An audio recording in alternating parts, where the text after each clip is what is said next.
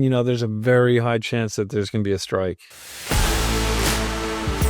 Welcome to Yank Your Mets, the podcast that covers all things Mets and Yankees, often down the middle or just a bit outside or low, just like about every strike they call on Aaron Judge.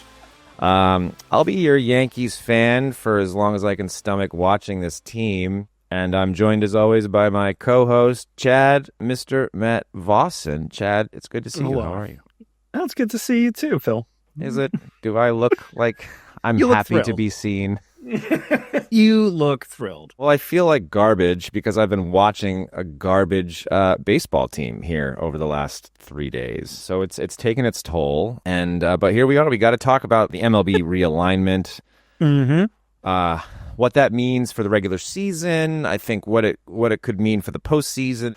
I want to talk a little bit about Nolan McLean. He has been a godsend for the Mets, pitching really well over his first 2 starts. Small sample size, but I think that's a good thing for the Mets. And I also want to talk a little bit about Aaron Boone and the biggest mistake I think he's made all season and maybe in his career last week. But before we get to all of that, let's do a quick week in review, Chad. Yes, let's do it. A week in review brought to you by 522 Productions. 522 make shift happen. Chad, the Mets are 4-2 over their last 6. They came out of Seattle with a win. A series against Seattle with a series win against Seattle. They lost 2 to the Nats in that series, but have come back strong against Atlanta in Atlanta, which is traditionally a house of horrors for the Mets, and have been playing pretty good baseball. They surged with a 21 hit 12-run performance against the Braves behind good old Nolan McLean. That's got to make you feel pretty good. It does. And I think, this has been a week of resurrections. Starling Marte hit 2 home runs, which I don't think I could have in 1 week, which I don't think I've been able to say since we signed that contract. He's been a revelation. The bottom of the order has been a revelation. Vientos is hitting. Jeff McNeil is hitting no matter where he is in the lineup. The whole lineup was hitting. And it's one of those things when you play, they've had good lineups, or matchups. They've had good matchups because the Braves and the Nationals aren't exactly powerhouses when it comes to the pitching department. But you got to beat the pitchers that you're going up against, and they've done that. And 21 hits was probably the culmination of that. Yet they still were trying to find ways to lose that game because, Mets. They did give up 7 runs. They gave up 7 runs. They were up 12-2, I think. And then they were like, you know what? Let's make this interesting. That's too easy. So it was good to see them just, go full throttle yesterday with the big win, a complete win. Clay Holmes went deep, so that was nice, deep in the game. Oh, he homered Clay Holmes, did he? Yes, he did. Amazing. It's like Bartolo Colon. Yeah. So no, it was a nice week. Should not have lost that middle game to the Nats, but hey, what are you going to do? I'll take a 4-2 week. Any week, that's a 667 winning percentage. That gets you in the playoffs. It does, and the Mets and Yankees now have the same record, 69-60, which doesn't mean anything between the two teams because they don't play each other but 6 times a year. But it seems like the Mets, at least at the end of last week, it seemed like the Yankees were kind of trending upward. Yeah. And the Mets could not win a game. And now in just a week's time, the roles have reversed. And now the Yankees, after having won 5 games on the road, I mean, if you really count Tampa as a road game or series, they play in Steinbrenner Field, which is where the Yankees train. 2 against Tampa, a sweep of the 2-game series, a sweep in St. Louis. Not competitive teams by any stretch, but, like you say, you got to play the teams that are on the schedule. You got to beat the pitchers that you're facing. And the Yankees won 5 in a row, and they hadn't done that in a long time. So, you felt like, okay, they're starting to turn things around and, going into a series against teams that are competitive like Boston, who is right on their heels, or at least they were on their heels at the start of the series for the wild card. You had some hope, and the Yankees have just shown no fight at all. No fight, no intensity, no urgency. It's like the 5 games even after the first loss to Boston, coming off of a 5-game winning streak, sucked all of the wind out of our sails. Yeah. We committed 4 errors in that game. And now we've committed as many errors as we've scored runs over the last 2 games versus Boston, which is awful, awful, awful, awful. This team has played sloppy, poor fundamental baseball. And the Yankees are lucky that errors are just a defensive metric, because if they counted for like base running or things that they've done on offense, I mean, it would be terrible. We mental have errors. So sloppy. Mental errors. Austin Wells, again, just getting doubled off of first base on a looper to the shortstop. I mean, what are you doing? You have to see the ball through. You have to make sure it gets over the guy's head. And it's just inexcusable. Inexcusable. And this is the second big blunder that Austin Wells has committed. And this is after he'd been benched for Ben Rice because he just couldn't hit. Yeah. So the Yankees have a lot of problems. They have some short-term problems, and I think they have some long-term problems. But it's just been a miserable, miserable week for the Yankees. And at this point, I'm not confident that they're going to make the playoffs. I don't expect them to win today, even though they're going up against an inferior pitcher, probably the weakest of the 4 pitchers that they will have seen against the Red Sox. So I have no confidence in this Yankees team. I think I texted you yesterday that I wanted to blow it up and start all over, and you were like, and you tried to talk me off the ledge.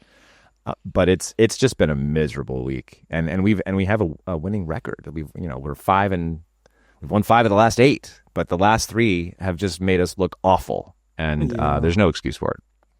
No, I mean, you started the week off 3-0, and you're like, okay, this is looking good, or you're in a good position, and to drop 3 to somebody that's chasing you and to lose the way that you guys are losing is rough. I mean, it's just, I watched the highlights or whatever those little things are on. There were highlights?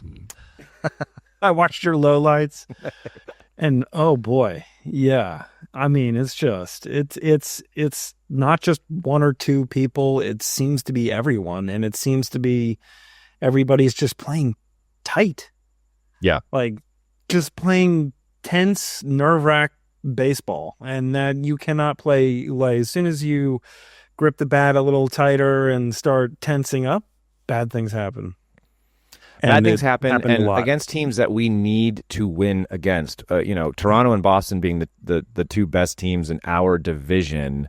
We are a collective 4 and 15 against those teams. Is that good? That's not good, last I checked. These are teams that we need to beat. These are quality teams, competitive teams, and teams that we really need to be beating to feel confident about going into a postseason. And we are just shitting the bed against all of the best teams. The Cardinals and Rays are garbage. Like, we expect to beat those teams. And we have just been flailing and looking awful. And it's been a miserable week. Just need a therapy session. And that's what these are, Chad. Just sitting here and ranting. And I expect the Mets to make the playoffs. I can't say the same about the Yankees. Yeah, I mean, the Reds have one of the hardest schedules, I think, left, and historically speaking, they're probably the only threat to the Mets in the last wild card spot. So I feel pretty confident now at this point. I like how it's been a river. It's been a seesaw. 1 week where I'm high, you're low. We've never both been high, have we? No, not to my knowledge. Not this year. I think maybe at the beginning of the season, like the Yankees started out hot, and the Mets were winning. When we weren't doing this, right? We weren't doing this, right. But it's just, there have been a lot of parallels, I think. We both started out hot, despite Soto's slow start, the Mets were still finding ways to win games. Soto's turned it on of late, and the Mets are where they are. But I think, again, they're trending upwards, and they just have, I think, all the momentum behind them. And Nolan McLean's a big part of that. I want to get into his start here, because we talked last week about the difference that bringing up a young stud like Nolan McLean can have on a team, and he has been incredible. It's been albeit a very small sample size. He started 2 games. He's 2-0 with an ERA of 1.46. He's pitched 12 and a third innings with 15 strikeouts, and he's got a whip under 0.9, which is, just incredible, and probably what the Mets needed to turn their season around. And it started with the behind-the-back play. Oh, yeah, and ended. And then, I think the most important stat of all that you read out is the 12 in the third. I mean, he went 7, I think, his last start. in Atlanta. In Atlanta on the which road. is So that very was good for the Mets prospects moving forward. Yes. And less, obviously less adrenaline as the second start. And you're like, okay, is the first game just one of those adrenaline starts? He's got the extra zip on the ball and whatnot. Man, his sliders are nasty. He's just got some sick movement on the ball, which is great. And 12 in the third innings, which the Mets were just not. They averaged that out. Oh my gosh, what's the magic number there? 6. Averaging 6 innings a start is 6 innings plus. Right. Which is what they need, because you cannot roll out Rogers, Helsley, and Diaz every day like they had been doing. So it's been able to, rest the bullpen a little bit. Tip of the hat to Nolan. To Nolan. I think it's just what the doctor ordered for the Mets. You talked about his spins and his movement. I was reading an article on MLB.com, I think, about the development of his sweeper and just how filthy it is and how much movement it's got, and his curveball. And there was an interesting note that they wrote about in the article that he averaged roughly 2,900 RPMs on his sweeper and 3,200 on his curve. Now, that's a very small sample size, but to put all of that in perspective, only 3 other major league starters feature higher average sweeper spin rates this season. Sweeper. Yeah, and no one in the league has a better average curveball spin rate. Now, that's 2 starts, and he's pitched very well, but it's the future is bright, I think, for this kid. And the Mets have been high on him for a little while, so I think they expected this, and of course he's going to hit his bumps in the road, and it'll probably be this season, but at least from an offensive standpoint, players know, like, hey, we got a guy who's going to give us 6 plus maybe 7 innings, and he's going to keep opposing offenses down. And say what you will about the Braves this season, like, they still got guys who can mash in that lineup. As injured as they are, their offense has not really been the problem. And he pitched well against them in Atlanta and against Seattle, which is another competitive team. So again, I think only good things for the Mets. I think it's just a question of whether or not the other starters can kind of feed off that energy and propel themselves deeper into games and solidify the rotation heading into the postseason. Yeah, no, I'm excited about that. There's lots of good things coming from there. I know you had a rough week. Is there anybody that trying to help out your energy here? Who played well this week? Was there anybody that stepped out to you that you're like, you know what, a tip of the hat to you? Well, I'll keep it with the pitching. I mean, you have to look at Max Fried. Pitched really well against the Red Sox after a string of really bad starts, and pitching in that third game. You thought, okay, if we can get away with a split, we got our best pitcher on the mound, and he pitched like an ace. He gave the team every chance to win, and we just fell short. But if I'm going to hang my hat on somebody, it's going to be Max Fried. All right, he's got to be healthy the rest of the year. He has to pitch like that for the Yankees to have a shot.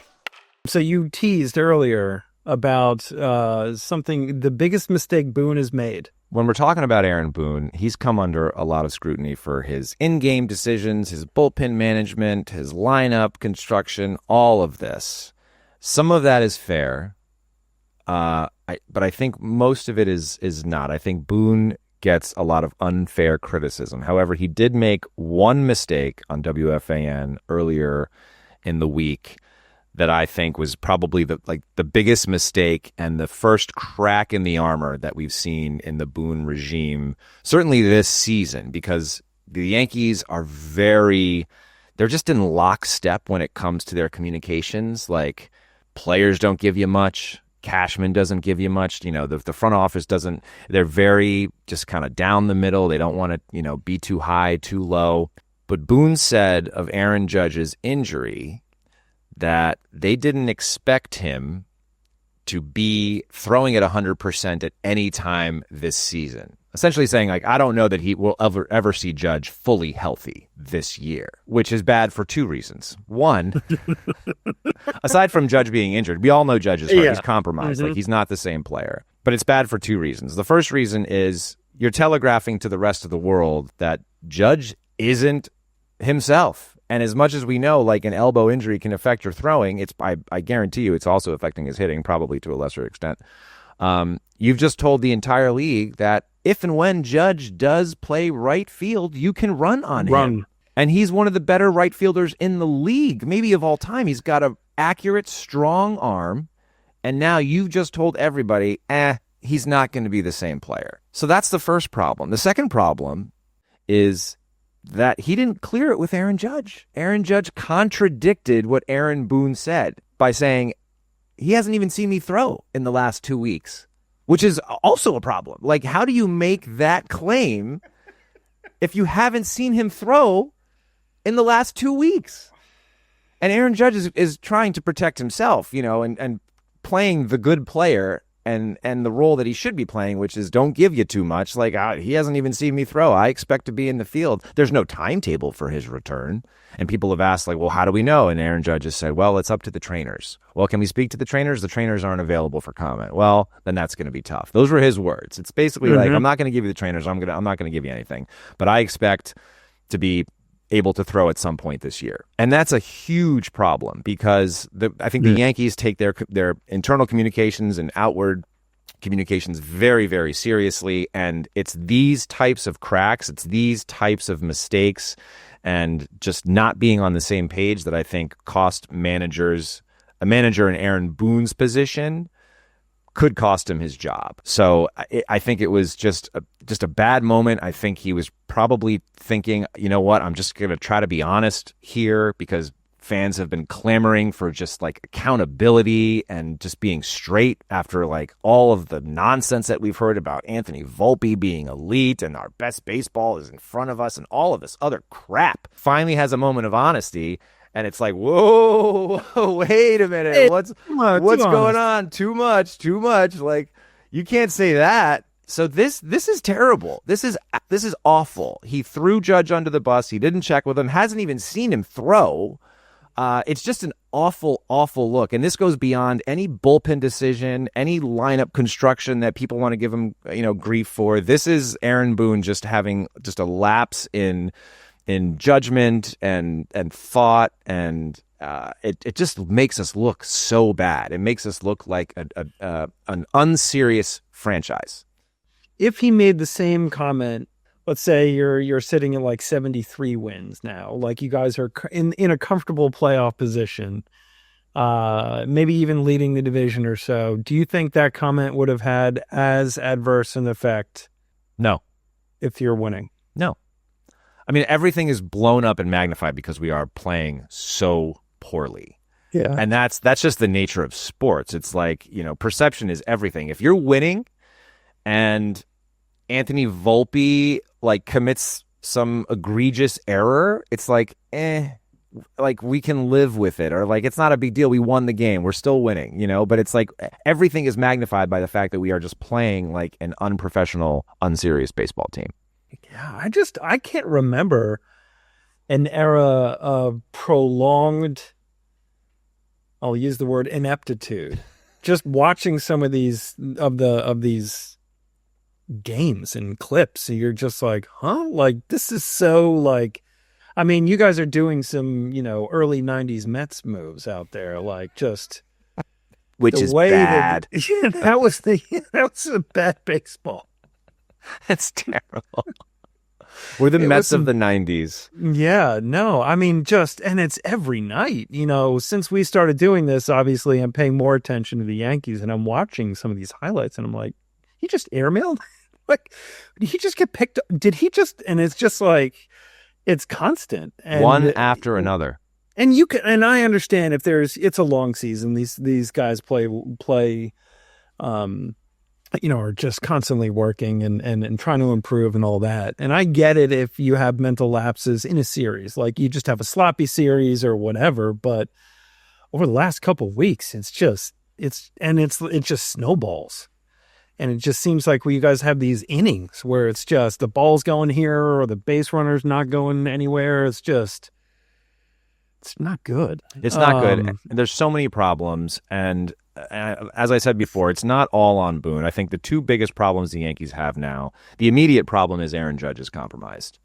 So just from like, how are you going to structure the lineup standpoint, you can't play Aaron Judge in the field, which means you have to have Stanton in right, but he can't play right every day because he has general soreness after he stands in the outfield all day. But he's also our best bat. So if you take him out of the lineup, then you're making our team weaker, and a team that's already not scoring runs really struggles without Stanton in the lineup. So you put Stanton in right field, which makes us weaker defensively. That's the bigger problem, the immediate problem. And I don't think Aaron Judge is going to be 100% healthy for the rest of the year, which, nope. I mean, where does that put off in the playoffs? Where does that put us in the playoffs? Like, you're just going to have to start Stanton. In a 3-game series, you have to have his bat in the lineup. And at this point, you just have to risk injury. You have to be willing to live with this general soreness that he has after staying out there. And I'm not faulting Stanton for this. This is his body, and he's done everything right, said everything right. This is just the situation he's in. But Aaron Judge can't throw, as Aaron Boone has already said. So Aaron Judge is more important to the Yankees long term. You have to protect his elbow. And people have drawn comparisons to Bryce Harper because Bryce Harper had a similar injury, and he has never seen right field since. Now, he's turned himself into a pretty capable first baseman, and he's having a good season. And so you think like, okay, well, maybe there's a place for Judge at first, but you're not going to see that this year. And also, by the way, first basemen are not immune to injury. So the idea that he's going to just play first and just, be protected is I think, foolish. But that's the immediate issue. You can't play Judge in right. You have to play Stanton, and Stanton is injury prone. Long term, there's just a culture problem with this team. There's a culture problem, and there's an approach problem. And we saw this. We've seen it all year, but the team is too focused on hitting home runs. They hit more home runs than anybody. We score like roughly 50% of our runs on home runs. And we are built to bully bad pitching. And we've said it time and time again. Like, that's okay during the regular season, but in the postseason, you're not going to be facing these meat throwers. You're going to be facing quality pitching that are less prone to make mistakes. And it's the mistakes that the Yankees capitalize on. So something has to change from an organizational standpoint. We have to be preparing these kids for the major league game. We have to be teaching them good fundamental baseball. And right now, it's just get up there, swing for the fences, hit home runs, lift the ball, exit velo, launch angle, all of this nonsense that means nothing. Nothing. It means nothing in terms of like how many baseball games you win. Yes, hitting home runs is great. You also have to do the little things. And the Yankees aren't doing it. So that's the long-term problem. And until Cashman either restructures the organization or implements a new like training regimen or practice regimen, I don't know what has to happen, but it has to start from the top because these guys are getting to the major leagues and they're playing low-grade baseball. You've had Cashman as your GM for what, 30 years? He, I think, took over in 98. I mean, that's almost unheard of to have a GM that long. Do you think he's capable of making those changes? And do you see anything in the decisions that he is making to implement those? I do think he's capable. Will he? I don't know. I think Brian Cashman was he's been with the organization forever. Mm-hmm. George liked him. Hal likes him. Hal has never known another general manager. So for Hal to let Brian Cashman go would upend everything that Hal Steinbrenner has ever known about this, like the front office. But I think Cashman just has this, we are the smartest people in the room and we know better than everybody else mentality, and it's cost us. So, like, is he smart enough to make the decision and change things? Yes. Will he? I don't know. He's stubborn. And, like, I don't know what it's going to take. How much bad baseball does he have to see before he makes this change? If you poll the fans, his time was up 2 years ago, 2 or 3 years ago, maybe even earlier. So the answer is I really don't know. Is he smart enough to make it? Yes. Will he? unless Hal gives him any pressure, I don't know. It's hard to say. Yeah, I mean, because culture is so important, and ingraining that throughout, all of the, the minor league systems, and because you've said it multiple times, it's these guys are coming up, they already should know baseball by the time they get here, they're baked. And if they're not learning the right things in the minor leagues, and, if they're, or, as you're sort of alluding to, and I don't want to put words in your mouth, but if they're concentrating on launch angles and, bat speed and all that other stuff, maybe that's not the right stuff to look at. But none of that was a thing, when he started. So he's kind of seen this whole evolution, the analytical evolution. So it would be curious to see if he can almost, because what you're talking about, isn't that kind of going a little bit more old school? Like, forget the launch angles, forget the, exit velo. I don't like it would be interesting to see if somebody like Cashman, old school, went new school, and then will he go old school again, for lack of better terms? I think it's a blend, right? And we've said it before. I don't want to discount the importance of something like exit velocity. Hitting the ball hard is a good thing. It gives your defense less time, gives the defense less time to react. More likely to hit home runs. We all love home runs. We want to hit more home runs. It's situational. When you have 2 strikes and a runner on third, and you're down a run, and you're swinging for the fences because numbers tell you, I might see this pitch, or this guy's tendency is that, and I got to swing like this to lift the ball because my numbers when I lift the ball are X, Y, and Z. Volpe's numbers when he elevates past a certain point, I mean, it's just mind-boggling. It's like, no. That all might be well and good, but when you have a runner on third and you're down a run, you just need to put the ball in play. Poke the ball somewhere. Have a good 2-strike approach, and these players don't have it. We talked about it last time. The best players with the best 2-strike approach to come through this organization all learned how to play baseball somewhere else. They were not Yankees coming up through this organization. Yeah, I mean, you don't have, like, it's the Goldschmidts, like, those just veteran guys who are just like, bloop, and they know to put the ball in play, get it to the right side. They just do that. I have not seen it from any of your kids, none, or my kids. Yeah, it's aggravating, and I think that when we talk about the biggest problems with the team, it's a culture.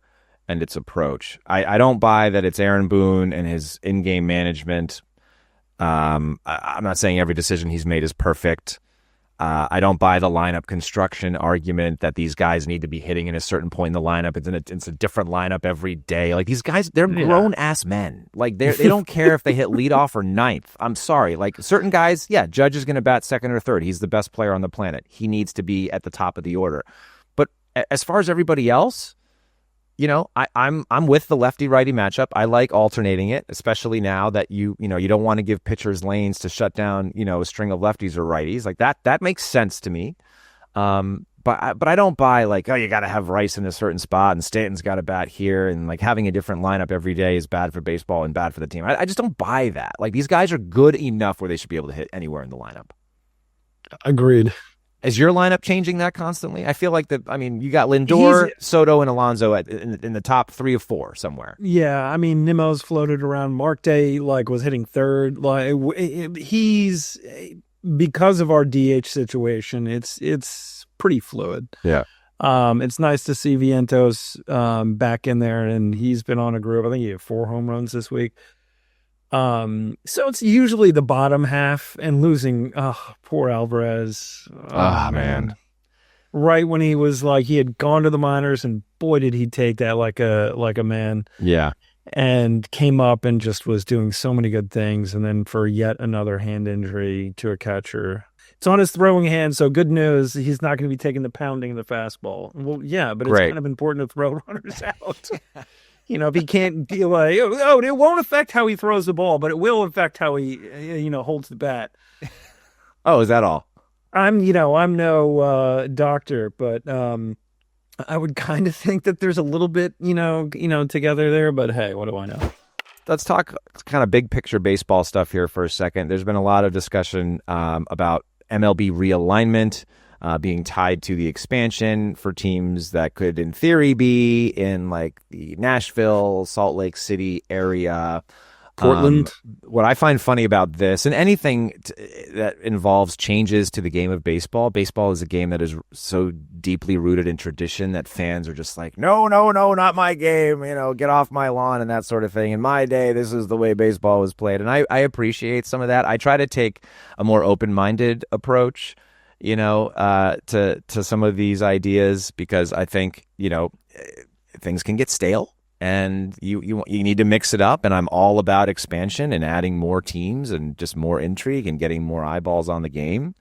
But there have been a lot of interesting ideas floated in terms of how, like, what shape this would take. And I'm curious to know what your thoughts are with respect to the MLB realignment and potentially having the Mets and Yankees in the same division. What do you think about that? I think at first I was like, oh, Mets and Yankees in the same division? Like, that's gross. But it doesn't bother me. It really doesn't. The game has evolved. I like some of the changes they've made. It doesn't bother me as much as I thought it would when I first heard it. And then I was thinking about it. I was like, yeah, it kind of does make sense. It'll be interesting because if they go to 32 teams, I think the 162 is now on the table, going down to 156 or 154 or however math works out.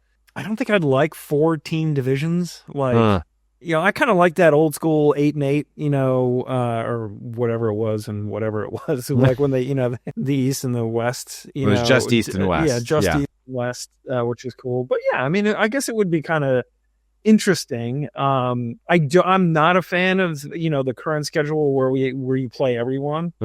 I just think like it took away a little bit of the the Mets don't see the Phillies as much or the Braves as much, and I don't need to see the Mariners. Whatever.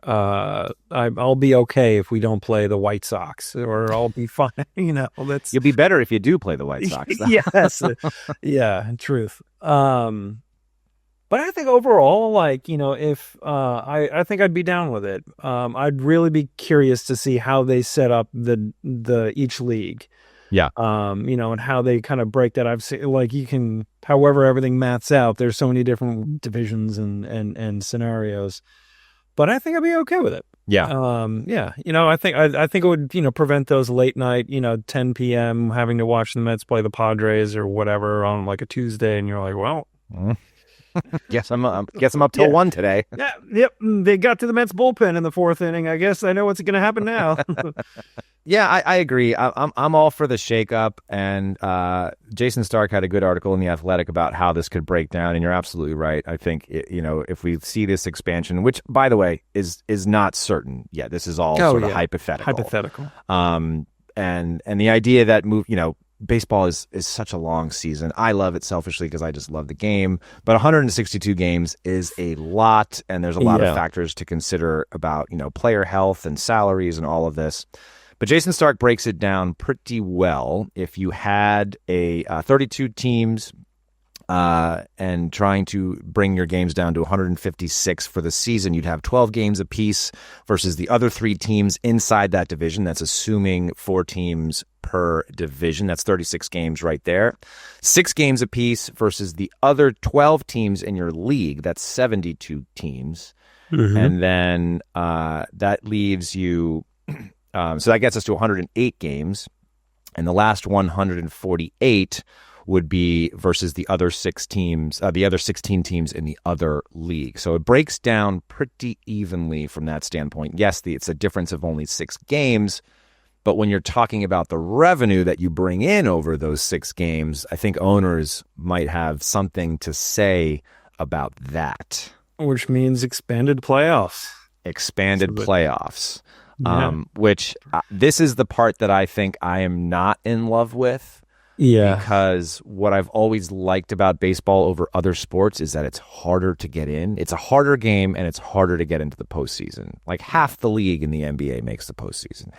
Almost half the league in the NHL make the postseason. Yeah. At one point, only 8 teams in baseball made the playoffs. And that was you had to be good to make the playoffs. And it led to really competitive games. Now, that's not to say that, the introduction of the The wild card system hasn't been interesting. I've liked the way they've sort of rolled that out. They've gotten rid of the 1-game playoff, which was just a disaster. Dumb. The best of 3 series makes sense. Yeah. I kind of wish the division series were a best of 7, but when you start to add up all of these games, it's a lot. But owners want that revenue, so if you're going to cut the amount of regular season games down, you're probably going to have to add them back on the back end, which means more playoff games. They're not going to give up that revenue. No. I think the other thing too is it'll help some of the pitchers as well. Like, you gotta just, these guys are going, I know it's, not what they used to in like the 60s and 70s, but now if you're hitting 200 innings, like now you're, with these expanded playoffs meant they're going even, and if they're good, they're going 206 to 212, and they're really starting to push, and they're not resting as long. So there is that to be considered as well. I think that'll be a minor element. But it should in theory help out some of the pitchers be rested for the playoffs and or helping because they'll get more days off as well. Yeah, I mean, health can't be understated here. I think, so much is made about how many innings these guys are throwing, how hard they're throwing, how long the season is. And it really comes down to the end, how well you're playing and how healthy your team is, right? And so I think that would help. And then, but this is going to be a fight on so many different fronts because the MLB Players Union is probably the strongest union in all of professional sports. They're just, so united, I think, on that. And there's such tension between the ownership and the union. And it's been that way since, the 80s. So I don't see that really. I don't see this being an easy fight. I think after the next season, we're up for our next CBA. And so I think a lot of this is going to have to come to the front here and, be a big topic of discussion. And it sounds like there's a very high chance that there's going to be a strike. Yeah. Which is also bad for the game. Oh, 1,000%, because, it took them a while to come back from the last one, and then look what McGuire and Sosa are doing. All right, Chad, final thoughts, predictions going into this week. How you feeling?